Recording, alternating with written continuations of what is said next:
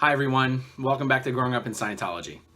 So today's upload is a live stream that I did with Claire Headley and the supporters of Leah Remini Facebook group. If you're not in that group, go ahead and check it out. We have most of the Scientology and the Aftermath contributors are the moderators in that group, and we answer questions about the show and about Scientology and the Sea organization and all that kind of stuff. And so we've been doing these live streams in that group to keep things interesting and give us something to do and talk about between now and whenever season 3 comes out, hopefully. And so on that subject, I want to make a quick plug. On March 10th, we are holding a giant contributors of Scientology and the Aftermath meetup and party right in downtown Clearwater on Cleveland Street. We're going to have the street closed down and everything. It's an event that we're holding downtown because we want to help the city of Clearwater accomplish one of its goals, which is to bring the community and business back to downtown Clearwater and to revitalize the downtown business district.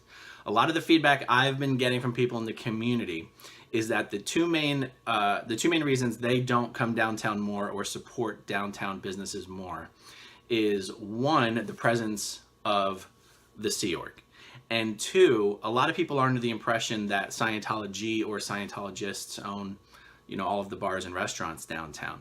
And some of them feel that if they were to patronize those businesses, that's giving money directly to Scientology. I think that's debatable, but what's not debatable is that the bars and restaurants of downtown Clearwater are actually not owned by Scientologists. And so anyone who might have a concern about that, I think it's important for them to know they don't have a reason to be concerned about it. When I've spoken about this event in the past, the title of the video where I described it was Take Back Downtown Clearwater. So there's something I should really clarify. The goal of what we're doing here is not to have any adversarial relationship with Scientology or Scientologists. The idea of taking back downtown Clearwater kind of implies some sort of a struggle between the Scientology and non-Scientologists. That's not really the intention. When I have in the past said take back downtown Clearwater, I'm more referring to the fact that non-Scientologists in this area seem to have sort of relinquished ownership or responsibility for downtown Clearwater. That's really more what I mean. Taking back ownership, taking back occupancy, come back downtown. We just need to get people to come back. The actual production company that puts on Scientology and the Aftermath, not involved in this event. A&E Network, not involved in this event. This is me and Mike Rinder and Mary Kahn and Christy Colbrin, the local Scientology and the Aftermath contributors, putting on this event. Other contributors are going to come into town and join as well. And so it's just an independent thing that we're doing. One, to sort of have a meet and greet for the contributors of the show, and two, get people back to downtown Clearwater. I'm going to paste a link to the Facebook page for the event in the description down below. And if you want to come, or if you think you might be interested, then let us know about it on the page. Having said all that, quick little blurb about Claire Headley. Claire was born into Scientology. Her husband, Mark Headley, was also born into Scientology. They were raised in it. They joined the Sea organization at a very young age. They spent many years up at International Management working with David Miscavige. Claire particularly was a senior executive in Religious Technology Center, or RTC, which is the organization that David Miscavige runs and controls.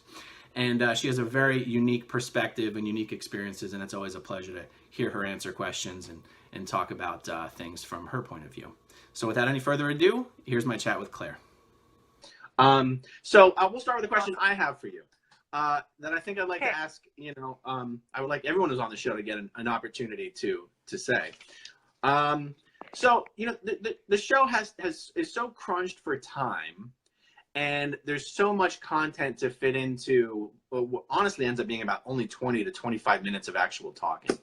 Is there anything particularly that jumps out at you as something you or Mark really wish had been included in the show, or anything like that? Something that you wish had not been cut for time that would be valuable to discuss? Anything particular? I mean, obviously, I was in Scientology for 30 years, so there's a lot that ends up getting cut, and same for Mark. I mean, I know that though honestly, I'll say I was happy it wasn't covered. But one thing that we were talking about and shooting about that did get cut was more what Mark and I went through in terms of the 5 years of pressure to divorce And and a piece of that that we touched upon in the shooting is and that Mark will never let me forget or forgive me for is that in 2003 when I was in RTC and he was in the shoot crew and or he was the producer, I think. And anyway, long story short, Marion Powell one night just had me, in ethics, and there was I was not going to leave that without a serious decision on my part in regards to my relation to Mark. So I connived a solution that to me at the time was a way out of that scenario, wherein I wrote him this letter that we still have. And I said, all the standard jargon of you're betraying my trust and da da da da da and yada yada yada. And so here's my rings back, my wedding rings. And I send them back to him in this letter.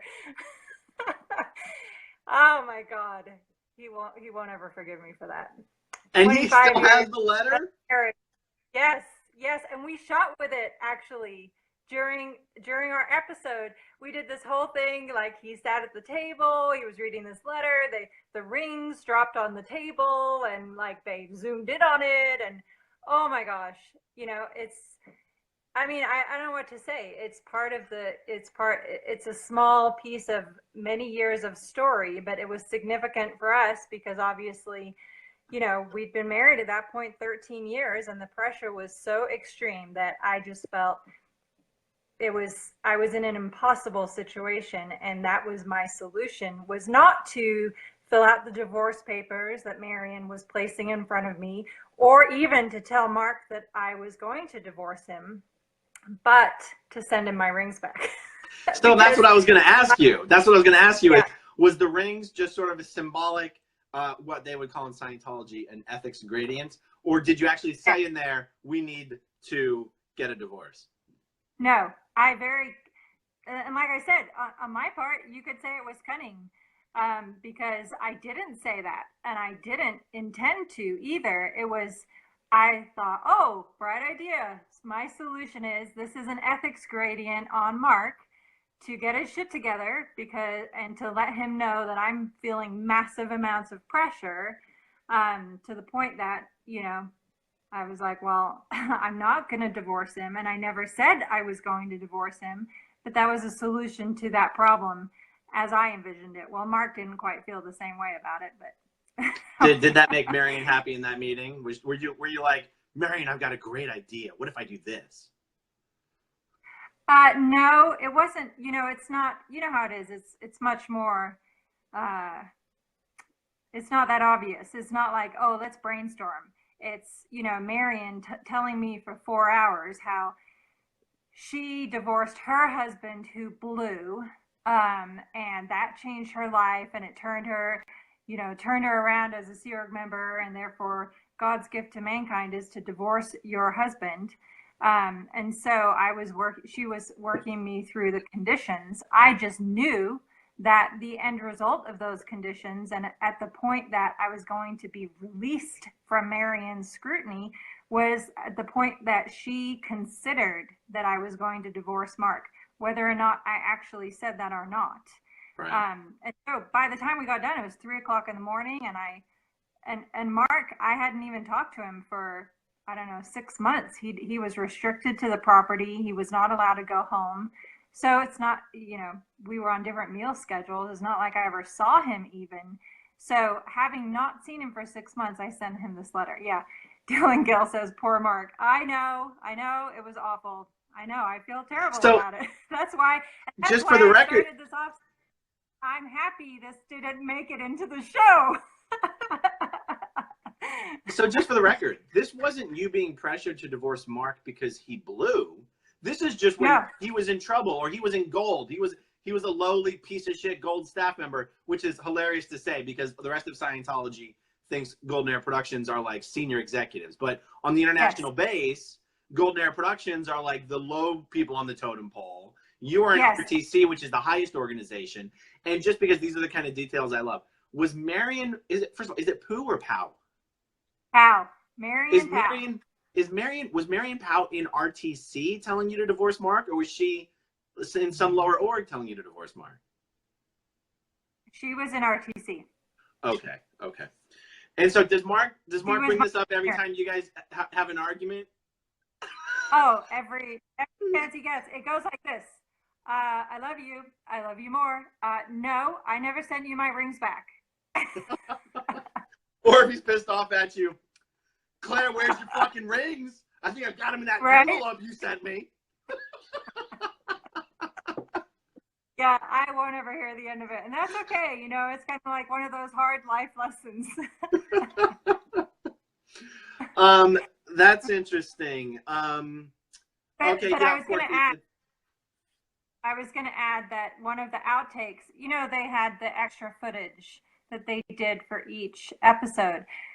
So one of the ones for our episode did talk about the fact that it was me talking about David Miscavige implementing this new personnel policy for RTC, where he decided in 2003, 2004 maybe, that he was only going to have people in RTC married to other people also in RTC. He called it sleeping with the enemy. So in other words, even though I was a Sea Org member at the base, as was Mark, because Mark was in a lower organization, therefore it posed a threat to David Miscavige, because I could then go home and, you know, pillow talk with Mark, as that's how he would put it, and tell him all the details of what David Miscavige was saying at meetings and this and that and the other. So it was a security threat to him, and that's why he called it sleeping with the enemy. So he very proudly announced to me at a meeting one day, oh, so did you hear about the new personnel policy I'm implementing? Well, Shelley had told me ahead of time, and I said, yes, sir, I heard about it. He said, well, what is it? I said, well, if you're in RTC, you can only be married to someone in RTC. He said, that's right. Knowing damn well, I've been married to Mark for 12 years. It's not, you know, it's all intentional. That's so fucked up. It's so fucked up. Yeah. You know, it wasn't as extreme as you and Mark and the RTC and the gold thing. Well, actually, no, let me ask you, how did you get away with, so there was that policy he tried to implement. It was probably several years that, well, you said this went on for 5 years, this sort of pressure, this undercurrent that you needed to divorce Mark. And you were one of the top 3 guys at RTC. Top 3 people over the years. Yeah, you were one of the top 3 people in RTC. How did you get away this whole time? How did you keep them at bay? You know, Mark was always, he was either, I always tell people, he's either on top of the world or underneath it in the politics of the gold base. So meaning he was either, you know, going to meetings with David Miscavige all the time, or he was restricted to the base and on mess work, or, you know, hard manual labor. So during the times that he was doing great, I just let it ride and, you know, like, don't talk about it, nobody bring it up. And I was never someone who, you know, hey, I was born into Scientology. I was just trying to not make waves and just go along. And in fact, Mark jokes about that too, rightly so, that when we blew, well, he blew first, I blew second. Well, in April or thereabouts, we had arranged to get all of our belongings, and Mark went back to California to get a U-Haul that had been loaded up with all of our belongings and inventory. That's a separate story, but the point is, at that time when he went to get all of our belongings, security handed, or Terrence Une, the security guard for gold at the time, he now lives in Hawaii with his wife and kid. They're one of the families on my list of children born. But anyway, he handed Mark our declares, and Mark jokes about it because Mark's declare said, oh, well, he stole $750 and because eBay fees that wasn't approved and blah, blah. Mine makes it look like I was the wicked witch of the base and I destroyed all tech lines internationally and yada, yada, yada. I'm like, my biggest crime was leaving. They're like, Claire killed L. Ron Hubbard. You're like, I wasn't even there. So his declare was life compared to yours. You were the bad guy. You were the one. Yep. Yep.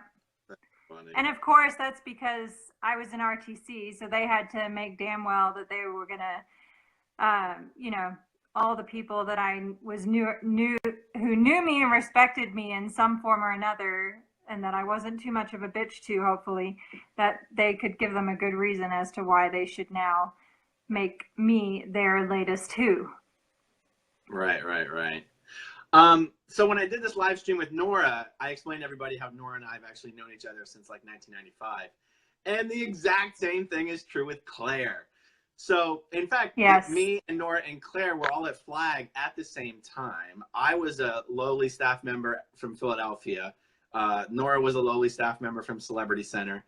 And Claire came in as one of the new 20 magical, amazing RTC reps who were now, so were you guys were like, that whole time for you, I know you weren't RTC reps in training, you were real RTC reps, but was that whole time period for you? No, we were RTC reps. Oh, RTC reps in training. Yep, and so maybe we weren't to you, but to us, we were. So and so just actually, if I use the right language, Claire, I'm sorry to cut you off. Is there a difference between an RTC rep in training and an RTC trainee? Yes, very big difference. Okay. An RTC trainee is not yet approved for RTC. Oh. Got it. So they're not actually technically in RTC. An RTC rep in training, all the people there were actual RTC staff members. In my case, I was in Golden Era Productions from, let's see, 91 until 96. Until 96. March 96, I was approved to be in RTC, and I was supposed to be RTC rep Celebrity Center. The day after I was approved for RTC, I was flown to Clearwater, and that's where I met you. Got it.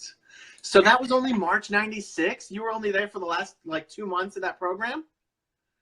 Yep. It seemed like forever. And you know, I'm remembering also that you and Melanie Peeler, I know in real life you look nothing alike, but in memories that are 20 years old, you look a lot alike. She was actually assigned to be one of my personal supervisor. You know, like the RTC reps were supervising the people that were training to be supervisors.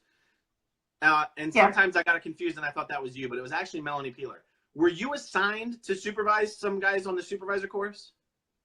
Yes, I was. Well, Melanie and I were both assigned to the Coachman building. Okay. And so we were in the course rooms all day long. We were watching the metering videos, the TR's videos in that little RTC rep office in the Coachman, I think on the second floor. So yeah, absolutely. Right. And so Melanie did then become the RTC rep CCN, right? Where did you get assigned? No, Melanie and I actually did the mission, so a Sea Org mission, to put the RTC staff on post in PAC. So I was the mission IC and Melanie was the second to put Ann Rathbun on as RTC rep PAC, Jesse Reese as the IGMAA, Erica Williams as the deputy RTC rep PAC, I think, or something like that. So we put those three people on post in PAC in January 97. And then from that point, Melanie and I went back to INT. And I ended up being posted at INT, and Melanie ended up at Flag from there, I think. Oh, that's right. That's how you became exec. Is it the exec? What? External exec RTC? Internal exec. I was first. My exact post title was Director of AVC Cramming. Oh, so that's like qual RTC basically, right? Well, yeah, but qual for INT. Is that what you said? AVC is verification and correction, and that's the the division in RTC that was responsible for supervising all event management. So that's how I was responsible for, as the cramming person, then, you know, word clearing, sec checking, doing ethics interviews with all of the int execs like Guillaume, Mark Yeager, blah, blah, blah. So that was my position from January 97 until March 2000.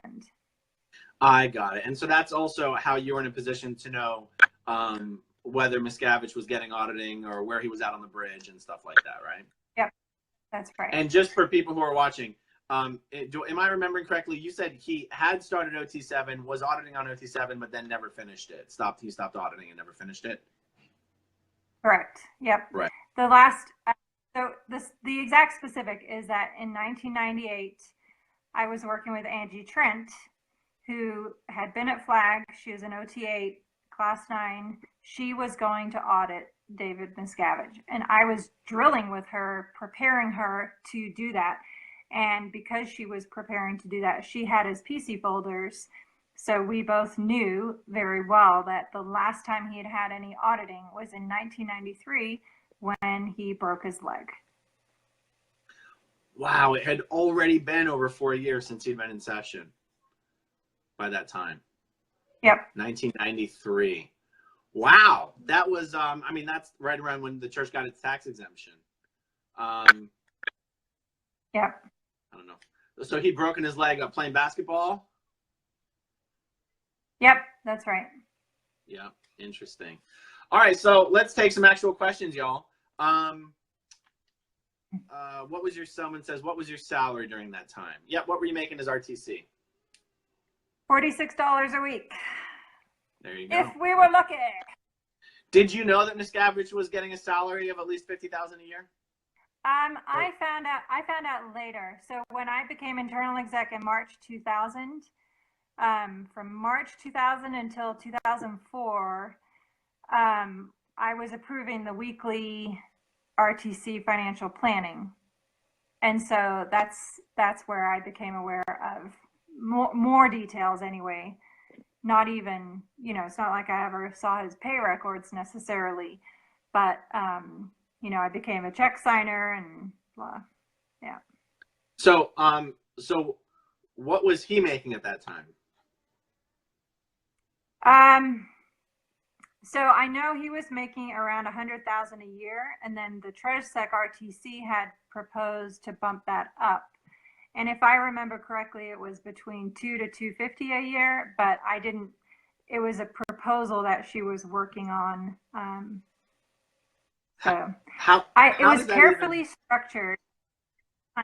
At the time that I was there, it was very carefully structured so that David Miscavige was the highest paid person, Larice was the second highest paid person, and Shelley was the third highest paid person, because they didn't want Mr. and Mrs. as number 1 and number 2, because of inurement implications that would present to the IRS.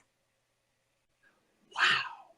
So, you know, the head of a giant multi-billion-dollar organization making $250 is nothing, but you also realize Claire's just like number 3 in the organization. She's making $46. The head guy's making $250. And also the other thing that everyone should understand, if they don't, that's just money being banked. Miscavige doesn't pay any of his personal expenses. The organization covers everything. Everything. Right. That's right. You know, his car was purchased. He got a brand new BMW from ASI for Christmas the last year that I was there. You know, it's everything and anything that he needed or wanted was luxury lifestyle covered. Wow. And, did that create any? I'm saying the lifestyle, whatever, to each his own. But physical abuse of staff, that's a whole other category. Totally. When you found out that he was making big bucks or whatever, did that have any effect on you? Not really. No, honestly. You just, you know, just kind of like whatever he gets, he deserves. So numb to that. Well, that's, you know, you don't question anything. It's, you know, it's the rabbit hole from my perspective, you know, and that's where when Mark when Mark left, for me, the house of cards tumbled down because, you know, I mean, the fact is that the day that he left was my wake up point of, you know, what the heck am I doing here? Like, there's just no way. I mean, that same night he left, I packed a bag and hid it under my bed, and I just was going to figure out.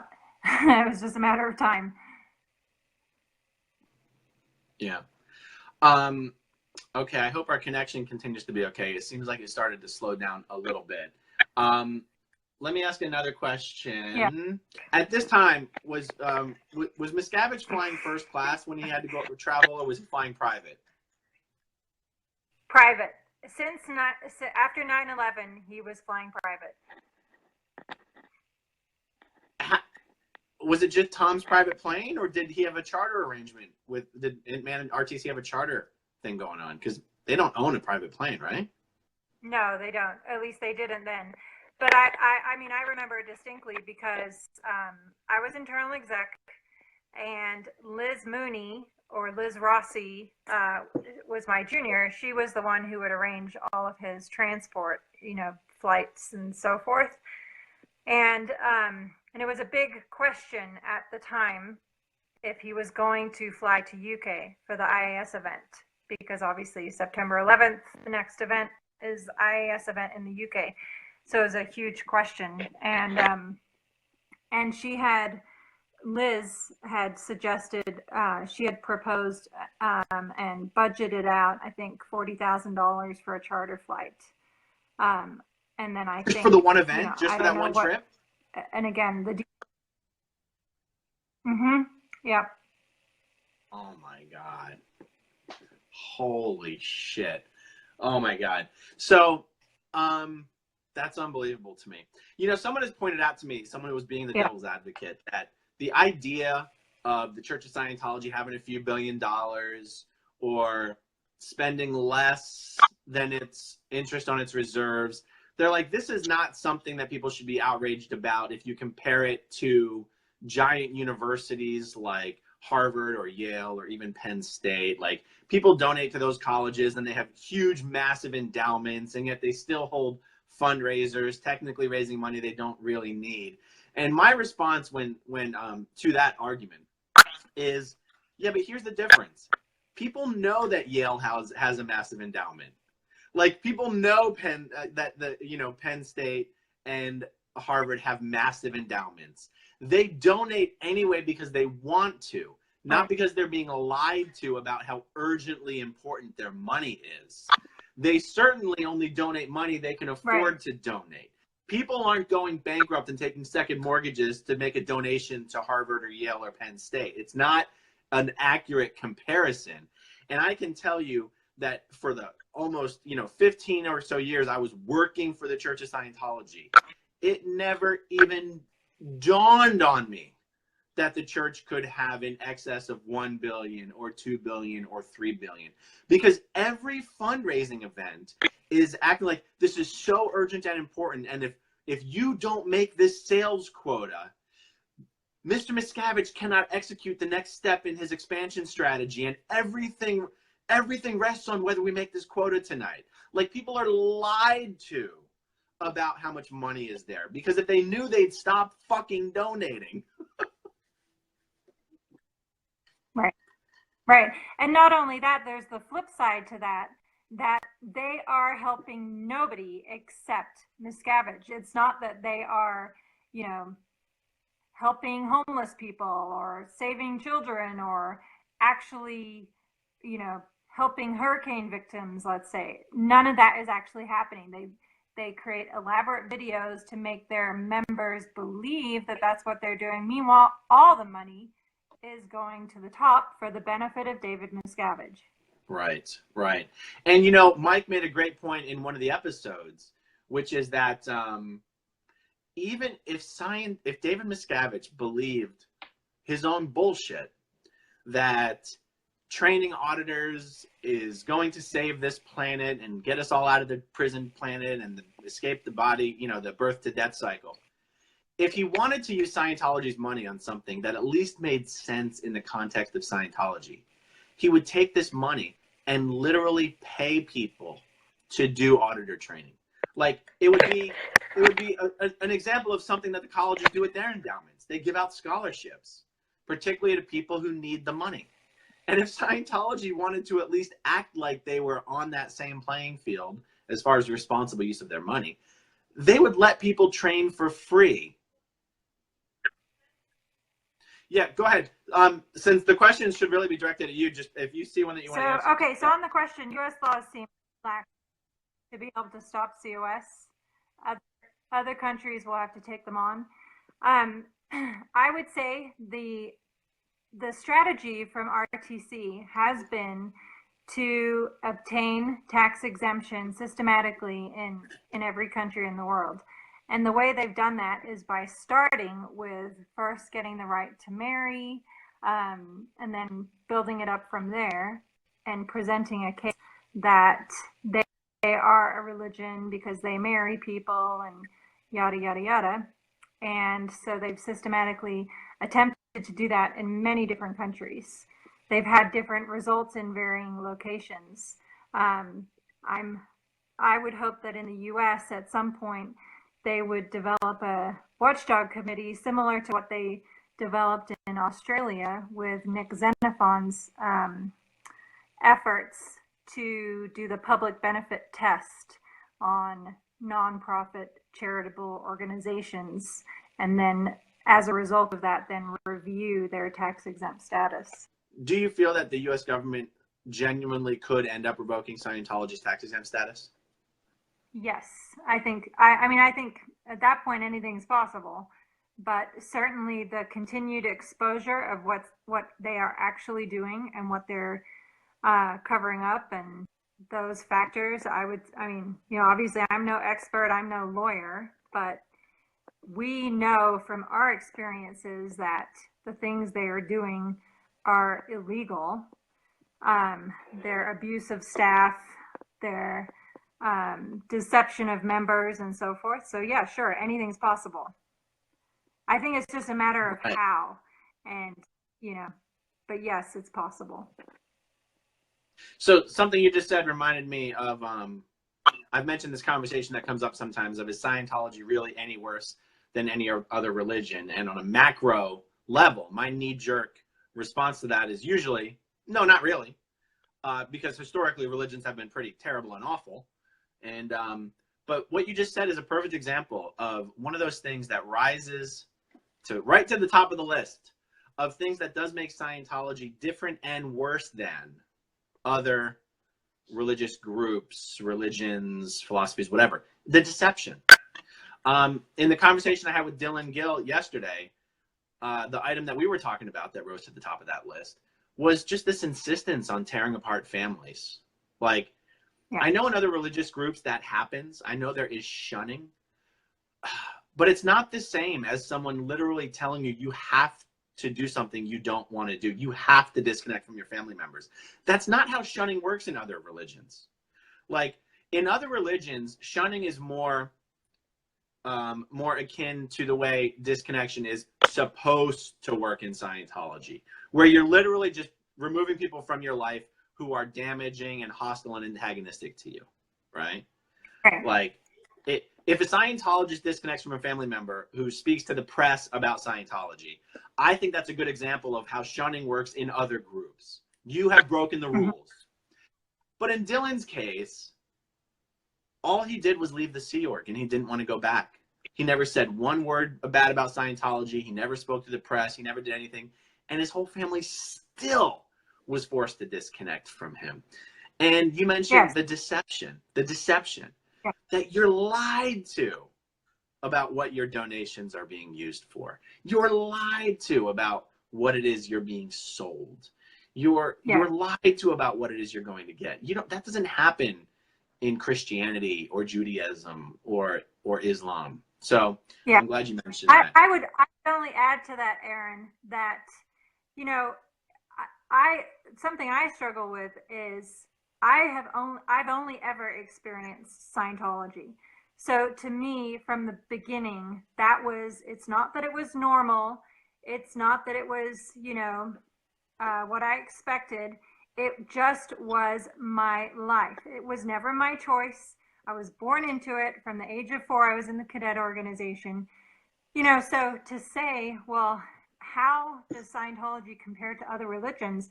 I've never been in another religion, and frankly, because of my experiences, I'm not planning to. I have all respect for people and their beliefs, and I would say, you know, I don't know, obviously this is not a discussion of our religious beliefs, but I'm scarred big time, and that's okay. But, oh, thank you. So to say, Hi, Mark. Look what I got. Yay. My husband is a rock star. You know, I don't know. Just to me, I have to add that as part of a conversation. How bad is Scientology? I don't know. That's been my only experience ever. But I do know that since leaving Scientology, I've learned that the world out here is such a caring, empathetic, beautiful place.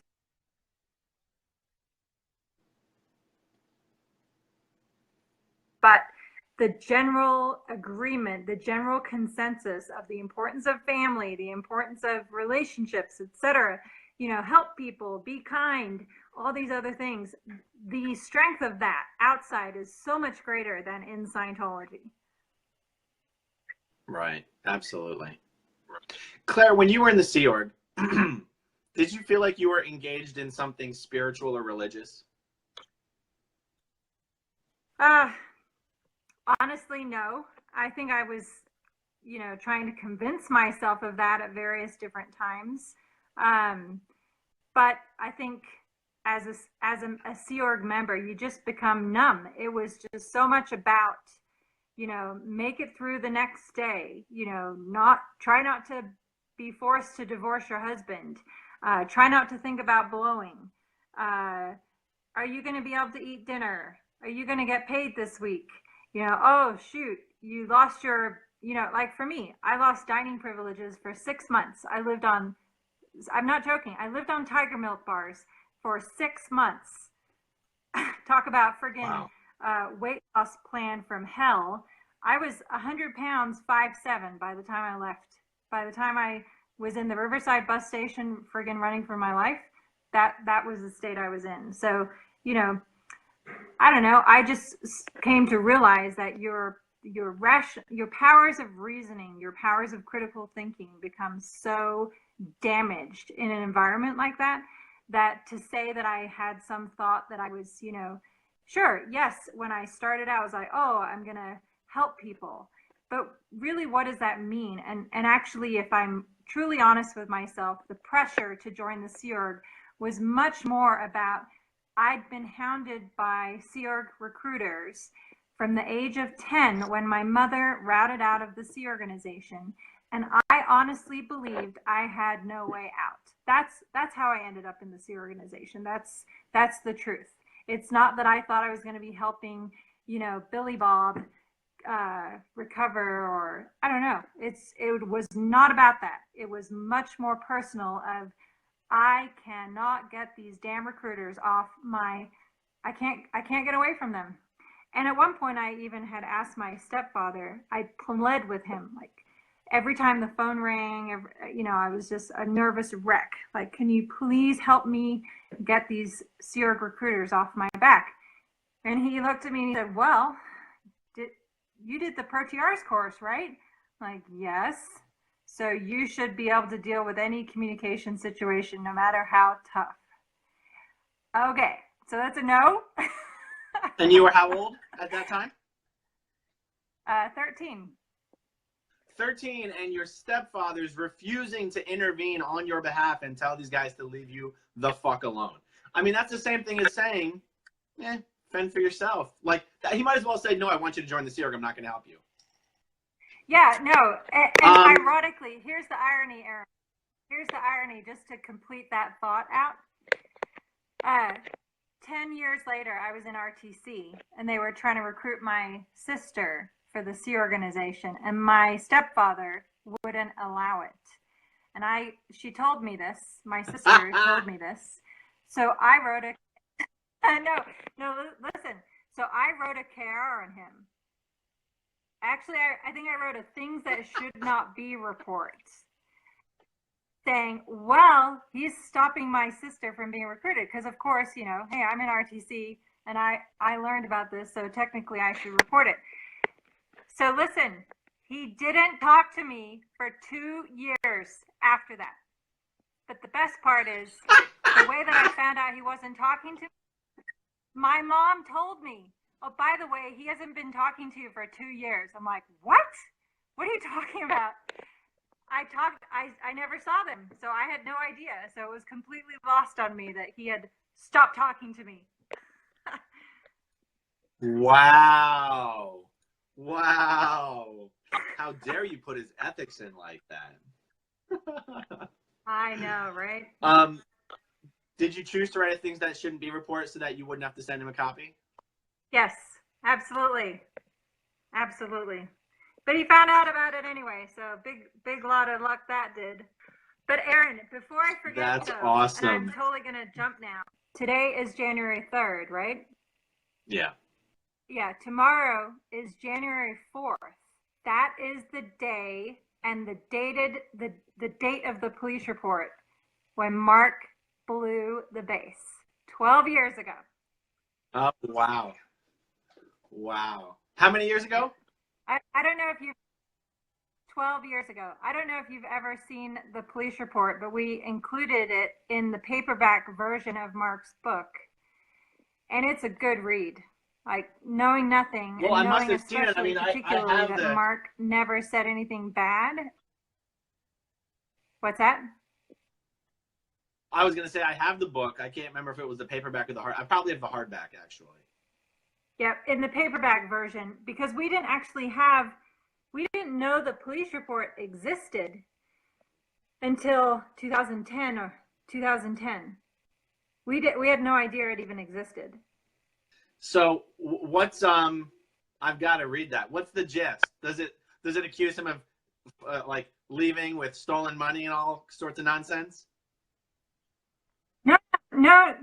This is the police report that was put together by, so Mark drove off on his motorcycle, security pursued him, ran him off the road, and as that altercation was happening, a passerby called 911.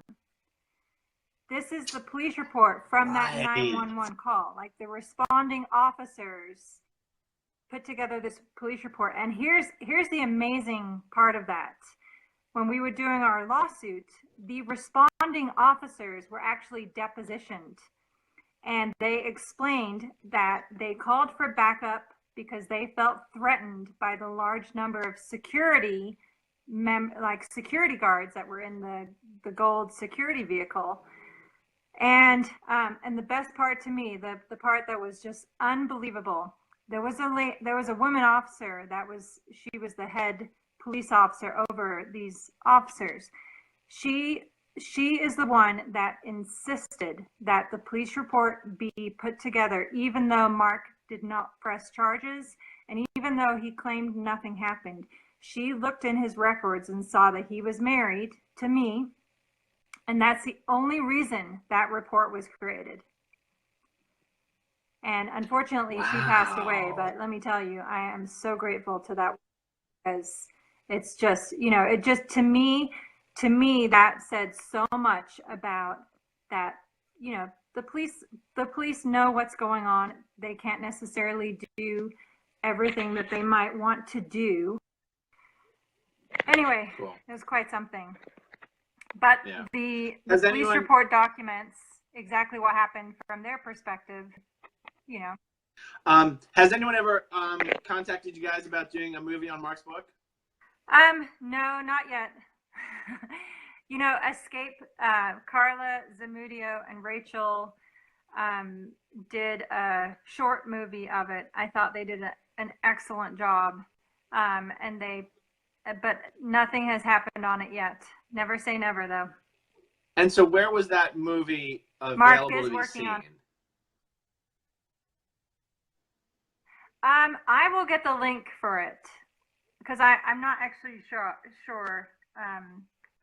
It's called Escape, and they did a really good job. It was just like the just, you know, obviously it's like a 5 or 10 minute short. I got it. I'll post the link. Who does Mark want to play him? Yeah. I'm thinking Sean Astin. We'll have to ask Mark that. Yeah, I can't remember.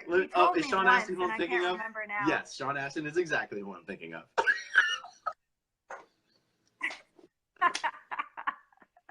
Maybe Christian Slater. Christian Slater would be a good one. I'll have to ask Mark. Somebody commented that they're disturbed that ex-Scientologists haven't taken a religion. And I would only comment to that. I think it's hard to explain how personal that is of a question. It's also hard to explain how scarred I feel personally. I'm talking totally for myself. How scarred I feel. So I'm just being completely honest. Like, I am very reluctant to go into an organized religion for many different reasons. It's not that I don't, have prayers for other people, and that anyway, again, it's not a discussion of beliefs, but just say, give us time and patience. Time does not heal all wounds. Sure, but, and I don't know. Right, and again, it's not that it's someone souring on the subject of religion because of a bad religious experience necessarily. It's you don't believe in God or Jesus or heaven or hell in Scientology. So why would leaving Scientology all of a sudden make you want to believe in God or Jesus and heaven or hell? Like, it's not this logical progression. And it's not that Scientology turned someone off on it because it was so bad.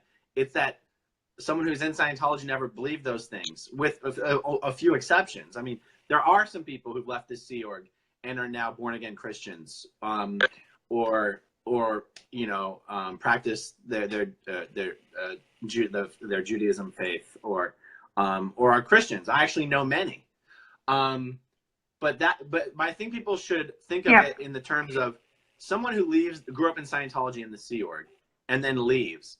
If anything, they would now have to choose to be involved in religion for the first time, in the way most Americans think of religion. I'm one of these guys, by the way, who would be hard-pressed to sit down and on paper explain to you why Scientology is not a religion. Scientology is a fraud, it's a lie, it's a con, it's bullshit. And I'm not sure those things disqualify it from being a religion.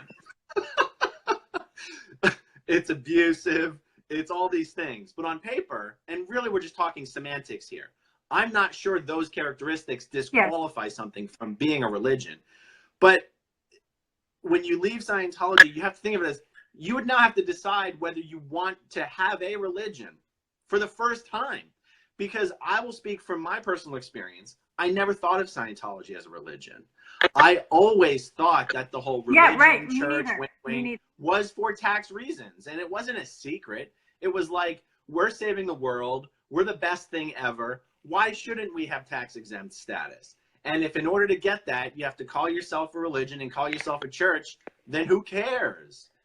Like, it wasn't I knew that the reason we were doing that was for tax exempt status. And I thought that was okay. And there was nothing wrong with that.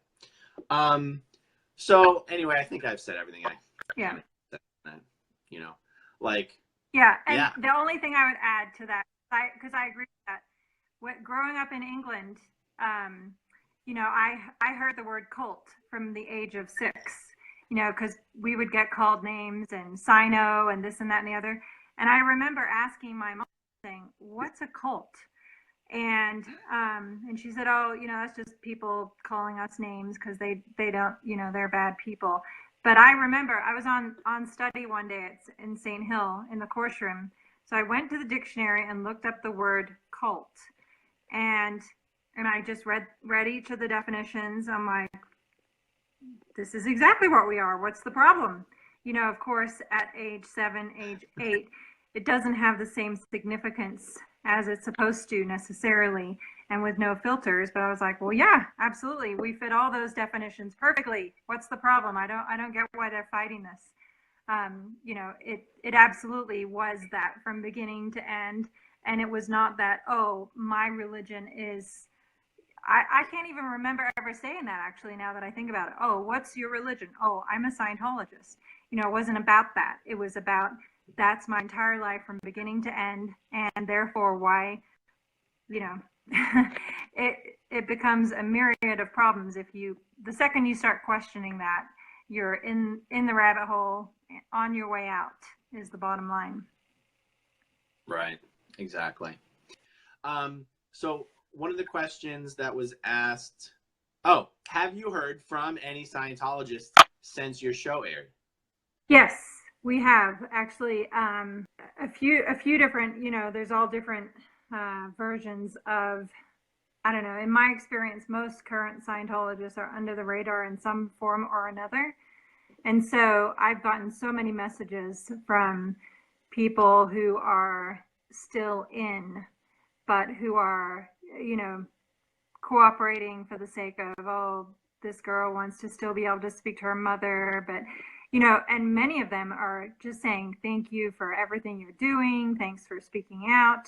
It's making a difference, you know, really encouraging messages. And also, too, people leaving. Like Mark got a call from, well, we talked about that on the show, I think. He got a call from somebody who had ordered his book. They had been on course that day, left, watched the show, ordered Mark's book, and were reading it. You know, so that there's just the value in that. You know, I've always had the view, if you can save one person, it was worth it. You know, if you can expose one aspect of what this supposed church, quote unquote, does, because they're not a church, then it was worth it. So yes, absolutely, we've heard from many Scientologists. I haven't heard from my family. You know, they've all done, well, no, they haven't all done hate videos on me.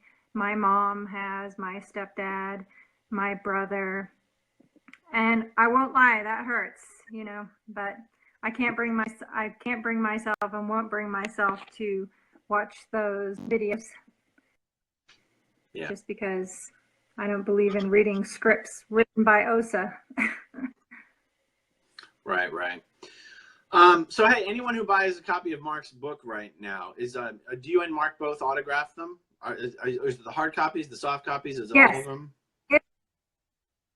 If it's purchased through the website, which is blownforgood.com, then we both autograph the hardback and paperback books. They are still also available on Amazon, either just not signed or, you know, signed versions as well. But yes, anything purchased through the website, we're both signing those.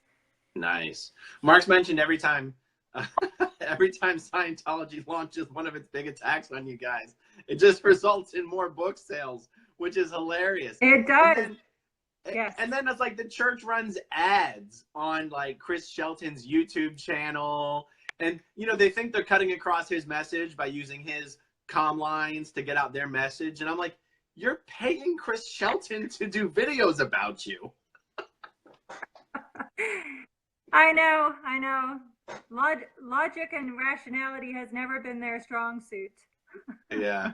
So when we were still waiting for you to join in the first video, I did kind of a whole monologue telling people that they could go to the supporters of Leah Remini Facebook group, pull up the members list, pull up the moderators list, see the show contributors, and tag them in posts asking them to do their own, you know, Facebook Live Q&A videos.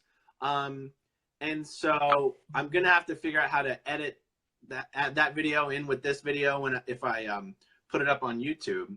But I don't know. I would love if the other contributors would just you know, talk to each other on videos, just do Q&A videos, because doing this is like an hour-long extra special footage for the show thing. Like, you know what I mean? Like, yeah. We don't even know how to get those extra special footages that they were airing for those seasons. We've tried. We don't know how to get them. Aaron, yeah, no, this is Aftermath Raw. After the aftermath. The uncut Aftermath. And there's so much to talk about. And I think it's important, you know, There is. Yep. You know, like There absolutely is. you probably haven't seen these, but I started doing chats with Nathan Rich on the YouTube channel. We have like over 8 hours Yep. of chat, like over 6 video. Like, it's insane. I think our last chat one was like 3 hours, over 2 hours long. Yeah. Yeah, and it is amazing too to in demonstrating how small the world of Scientology actually is, because it's so amazing to me that each person involved, like I've never met Nathan Rich and I've never talked to him, but I'm sure that we know mutual people, and you know, and certainly I almost went to Mace Kingsley. I knew about the ranch. You know, so it just, I don't know. I think that alone is very powerful in breaking down the false picture that Scientology has tried to present to the world. And when you talk about actual facts, like really, why does my story matter? It only matters because they made it matter. And I was ready to just walk on. Like I was just going to pretend in my mind, I was going to say, okay, that's a closet. I've walked out of that closet. I'm locking the door. I'm throwing away the key. I'm going to do my best to pick up the pieces that I have left. That's my life, and get on with it, and build a life that I love and that that I'm now free to create. I was never going to talk about it. The fear ingrained in me was so strong, but you know, the harassment and the bullying and everything else that ensued. When Mark started just dispelling rumors on the internet, he was like, no, that's not what happened. Here's what actually happened. True stories. And what ensued was just so nuts. And for me, when it just bottlenecked with when they sent child services to our house. And it was that exact moment when, for me, all bets were off, and I was not going to stay silent any longer. Wow, incredible. Yeah, it's funny. The church would probably say that the reason most of the people from the show know each other is because they're just a small, disaffected cabal trying to take down Scientology. And I'm like, no, most of us know each other because Scientology is literally that fucking small. Like, there's no other religion where you could be like, oh, I'm a Scientologist. I'm from Los Angeles. Oh, you are? Do you know such and such? Oh, of course I do. You imagine being like meeting a Christian from Chicago. Oh, you're a Christian from Chicago? You must know Steve. It's like, no, we don't all know each other. I was trying to do some math. You know, even in the recent promo for the New Year's Eve event, they didn't say 10 million, but they said millions. So if we go 3 million Scientologists, there's only 175 Scientology orgs in the world. That would be 17,000 Scientologists per org. There's not even 17,000 Scientologists in the Tampa Bay area. There's like 5,000 Scientologists in the Tampa Bay area, and that's like one of the most anywhere outside of Los Angeles. So anyway, I'm going on a rant. Yep. All right. Well, shall we cut it off here?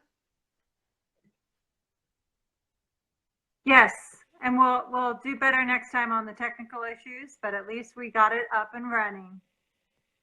Fantastic. This has been fun. Thanks everyone for hanging in there with us, and we'll talk to you soon. Awesome. Bye-bye.